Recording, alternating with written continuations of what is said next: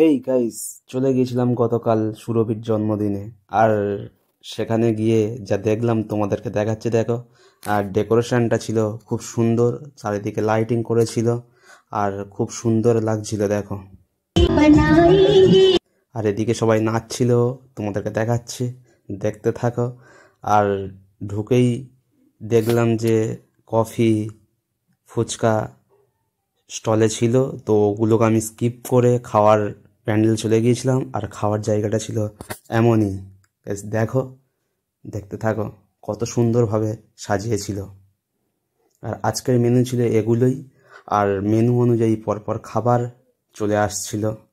খাবারগুলো ছিল খুব দারুণ দারুণ টেস্ট। আর যারা পরিবেশন করছিল তারাও খুব ভালো পরিবেশন করেছিল, খুব ভালো লেগেছিল ওভারঅল সব কিছুই।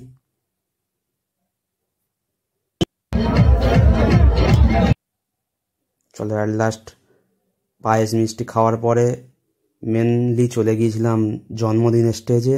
আর সেখানে সুরভি তার বাবা মায়ের সাথে কেক কাটছিল। ভগবানের কাছে কামনা করি ও বড় হোক, খুব ভালো থাকুক, ওর সারা জীবন ভালোই কাটুক। আর আমার লুকটা ছিল এমনই, ঠিক আছে, জন্মদিনের। আর যাওয়ার পথে গোপালের স্ত্রীকে টাটা করলাম।